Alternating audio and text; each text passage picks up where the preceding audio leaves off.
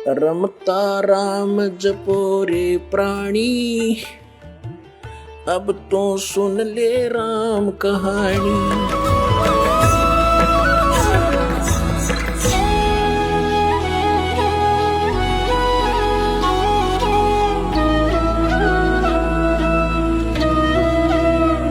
पुण्यात्माओं, जब से ये आत्मा भगवान से, परमात्मा से अलग हुई है, बिछुड़ी है, उसी दिन से इसको परमात्मा के अभाव का एहसास हो गया था।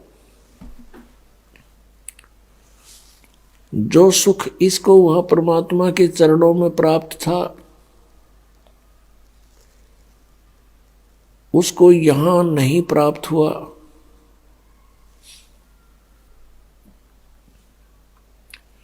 उसकी खोज में ये इधर उधर भटक रही है उसी दिन से। इसका कोई विकल्प इसको मिल नहीं रहा, इस कारण से इसने इस झूठे सुख को ही सुख मान लिया। इस काल भगवान ने हमें यहां उलझाए रखने के लिए हम एक दूसरे से जोड़ दिए, अपने ही रॉ मटेरियल से हम संतानोत्पत्ति करते हैं, उन्हीं को हम अपना मानकर उन्हीं में आसक्त रहते हैं, टाइम पास हो जाता है और ना जाने कब किसकी मृत्यु हो जाती है। छोटे छोटे बच्चे होते हैं, पिता की मृत्यु होगी, कोई और कमाने वाला नहीं, हाहाकार मचा हुआ है। जो लड़की उसके ब्याही थी उसका अब कोई वारिस नहीं, छोटे छोटे बच्चे, उनको कौन पाले और पोसे। जब तक हम ठीक रहते हैं तो हम इसको सुख मान रहे हैं, जब तक हमारे ऊपर कोई आपत्ति नहीं आती तो हम इसको सुख मान रहे हैं, और जिसमें ये आपत्ति आती है फिर हम डकरा डकरा के रोते हैं। कार कोठियों को हम सुख मानते हैं, अधिक संपत्ति को हम सुख मानते हैं। तो हमने यही विकल्प मान लिया यहाँ कि यही सुख है, लेकिन आत्मा फिर भी संतुष्ट नहीं है। राजाओं ने राज त्याग दिए कि ये सुख ठीक नहीं, उनको अच्छा नहीं लगा वो। उन्होंने फिर परमात्मा, वो सुख कहाँ ढूंढना चाहा? जंगल में, वन में, क्योंकि परमात्मा मिलने से ही सर्व सुख प्राणी को होता है। तो जब से ये आत्मा भगवान से, परमात्मा कबीर देव जी से, सत्य पुरुष जी से विछुड़ी है, उसी दिन से उसकी खोज कर रही है। इस काल भगवान को डर लगा रहता है कि कहीं इन जीवों को परमात्मा का ज्ञान ना हो जाए। यदि इनको परमात्मा का ज्ञान हो गया, ये सभी यहां से भाग जाएंगे, यहां किसी की रुचि नहीं रहेगी। और इस काल भगवान को एक शाप लगा हुआ है, 1,00,000 मानव शरीरधारी प्राणियों का नित आहार करने का, जिसके लिए इसने हम सबको यहां पाल रखा है, रोक रखा है और बलपूर्वक हमसे सब क्रियाएं करा रहा है। परमेश्वर स्वयं आते हैं इस काल के द्वारा फैलाए गए अज्ञान को समाप्त करने के लिए। तब तक हम इतने अनजान बना दिए जाते हैं अज्ञानी ऋषि महर्षि संतों के द्वारा, गुरुओं के द्वारा, जो काल से प्रेरित काल के दूत बनकर आते हैं, कि हम परमात्मा को पहचान भी नहीं सकते, क्योंकि परमात्मा का विधान बदल दिया जाता है। परमात्मा पाने की विधि को सारा उल्टा करा दिया जाता है, जिस कारण से परमात्मा से मिलने वाले लाभ प्राणी को नहीं मिलते और धीरे धीरे ये नास्तिकता की ओर अग्रसर हो जाता है। वो दयालु परमात्मा फिर दया बख्शते हैं, अपने सतलोक को त्याग कर यहाँ आते। अब ये जो समागम आज प्रारंभ हुआ है 7 दिवसीय, ये उस शुभ दिन के उपलक्ष्य में मनाया जा रहा है कि परमात्मा सत्य पुरुष, अकाल मूर्त, वो शब्द स्वरूपी राम परम अक्षर ब्रह्म यानी कबीर देव जी अपने सतलोक से चलकर आए थे और गांव छुडानी जिला झज्जर हरियाणा प्रांत भारत में आदरणीय गरीबदास साहिब जी को जो 10 वर्ष के बच्चे थे उस समय, उनको उनके खेतों में जंगल में मिले थे जहां गरीबदास साहिब जी गौवें चरा रहे थे। उनके साथ और भी बहुत से गवाले थे, पाली थे, कुछ बड़ी आयु के भी थे, कुछ छोटी आयु के थे। गरीबदास जी सबसे छोटी आयु के थे। तो वहां परमात्मा सतलोक से चलकर आए एक साधु रूप में, एक जिंदा महात्मा के रूप में आकर के वहां उपस्थित हुए। थोड़ी सी दूरी पर वह सतलोक से आकर नीचे पृथ्वी पर उतरे। वहां से पैदल चलकर आ रहे थे।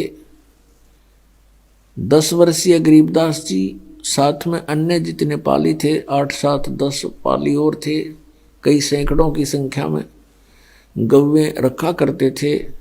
वो खाना खा रहे थे, सभी बच्चे और पाली, सभी ग्वाले खाना खा रहे थे। फाल्गुन उत्तरते की फाल्गुन सुधी द्वादशी सन 1727 को वो परमात्मा आकर के वहां खड़े हुए, उनके पास विराजमान हुए, उपस्थित हुए। तो ग्वालों ने पूछा कि महाराज जी, हे महात्मा जी, आओ भोजन खा लो। वो भोजन खा रहे थे। परमात्मा ने कहा, भी भोजन तो मैं खा के आया हूं। फिर जैसे प्रसंग चलता है, पूछते हैं कहां से आए हो, कौन सा आपका गांव है। परमेश्वर ने कहा कि मेरा गांव सतलोक है और मैं वहां अपने गांव से खाना खा के आया हूं। उन्होंने पूछा, कितनी दूर है तेरा गांव यहां से बाबा जी। परमेश्वर ने कहा कि मेरा गांव 16 शंख कोस की दूरी पर है। ग्वालों ने सुना 16 कोस, एक कोस लगभग 1.25 किलोमीटर का होता है। इस बात पर उन्होंने विशेष ध्यान नहीं दिया। कहा कि ठीक है महाराज जी, खाना नहीं खाते तो दूध पी लो, क्योंकि गौवें बहुत शरीफ होती थी, जब चाहे उसका दूध निकाल लिया करते थे पाली। कुछ एक ऐसी गौवें भी होती थी। परमात्मा ने कहा, भी दूध अगर पिलाना चाहते हो तो कंवारी गाय का दूध पीता हूं मैं। वो ग्वाले कहने लगे, महाराज जी, आप तो हमारे साथ मजाक करते हो, आपकी दूध पीने की नीयत नहीं है। कंवारी गाय कभी दूध देती है? तो परमात्मा ने कहा, यदि तुमने पिलाना है तो पिलाओ, नहीं तो हम चलते हैं। उसमें अतिथि और साधु संतों की सेवा बहुत किया करते हैं। अगर साधु संत बगैर कुछ खाए पिए द्वार से चला जाता, अपमान मानते थे।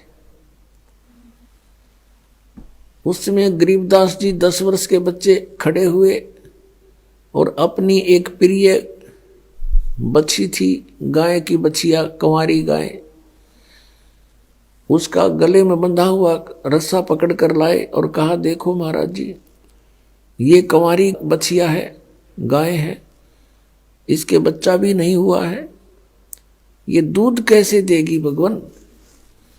परमात्मा ने कहा कि तुम्हारे पास कोई ऐसा पात्र है 5-4 किलो का, 5-4 सेर का, जिसमें 5-4 सेर दूध आ जावे।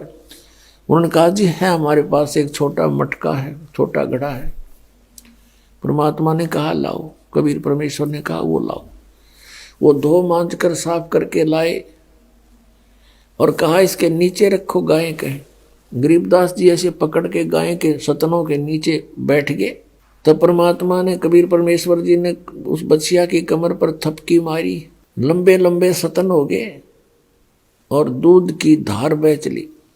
वो पात्र भरते ही अपने आप बंद हो गई। गरीबदास जी 10 वर्षीय बालक ने परमेश्वर के सामने लाकर रखा कि ले भगवान, आपकी ही कृपा से दूध प्राप्त हुआ है, कंवारी बछिया के, कंवारी गाय के, पी लो। आधा परमेश्वर ने मुंह लगा कर पी लिया और शेष कहा अन्य जितने भी ग्वाले बैठे थे पाली, उन पालियों से कहा कि ले भाई तुम भी पी लो बच्चों, अमृत है ये हमारे गांव से आया है, सतलोक से। अब वो जो बड़े पाली थे वो कहने लगे हम ना पीवें जादू जंत्र का। अन्नो बेराना तू कौन सी जात का, तने झूठा कर दिया। छुआछात बहुत ज्यादा थी पहले। गरीबदास साहिब जी ने कहा कि लो महाराज जी मुझे दे दो आपका बचा खुचा, और शेष बचा हुआ जितना पीना था उन्होंने पी लिया। सभी ग्वाले वहां से उठकर चले गए, दूर दूसरे वृक्षों के नीचे बैठ गए। जिस जंडी के पेड़ के नीचे सभी बैठकर खाना खा रहे थे, जहां परमात्मा ने ये लीला की, वो गाय भी वहीं उसी वृक्ष के नीचे थी। वो सब वहां से उठकर दूर चले गए कि ये पता नहीं कैसा जादूगर है, और हमने पिए इसके झूठे दूध को। दूर दूर जाके बैठ गए। अकेले गरीबदास जी वहां पर रह गए। परमात्मा ने उस बच्चे को समझाना प्रारंभ किया कि बेटा तू बहुत अच्छी आत्मा है और भक्ति किया कर। तब गरीबदास जी ने कहा कि महाराज हम तो भक्ति बहुत करते हैं। किसकी भक्ति करते हो? कि हमारे यहाँ पड़ोस गांव में शिव का मंदिर है, शिव जी पूजते हैं, और भी कई बताई जैसा भी छठे महीने वर्ष में जो पूजाएं हम करते रहते हैं। तब परमात्मा कबीर देव जी ने उनको सब कहानी सुनाई, बता के बेटा जो साधना तुम कर रहे हो ये मोक्षदायक नहीं है। कोटि जन्म तो भरमत हो गए, कुछ ना हाथ लगा रे। कुकर सुकर खरबया बोरे, कौआ हंस बुगारे। कोटि जन्म तू राजा की न्या, मिटी न मन की आशा। और भिक्षुकों के दर दर घूमया, ये मिला ना निर्गुण रासा। इंद्र कुबेर ईश की पदवी, ब्रह्मा वरुण धर्मराया। और विष्णुनाथ के पुर को जाके तू फिर भी वापस आया। असंग जन्म तन मर्त्या हो गए, जीवित क्यों ना मरे रे। 12 मद महल मठ बोरे, बोर ना दे धरे रे। दोजक बहिष्ट सभी ते देखे, राजपाट के रसिया। 3 लोग से तरपत नाही, ये मन भोगी खसिया। सतगुरु मिले तो इच्छा मेटे, पद मिल पदे समाना। चल हंसा उस लोक पठाऊं, जो आदि अमर अस्थाना। 4 मुक्ति जा चंपी करती, माया होरी दासी। दास गरीब अभय पद पर से, वो मिले राम अविनाशी। अब ये ज्ञान परमात्मा ने गरीबदास जी के अंतःकरण में फीड किया था, तो फिर गरीबदास जी ने आगे आके परमात्मा का दिया हुआ ज्ञान लिपिबद्ध करवाया।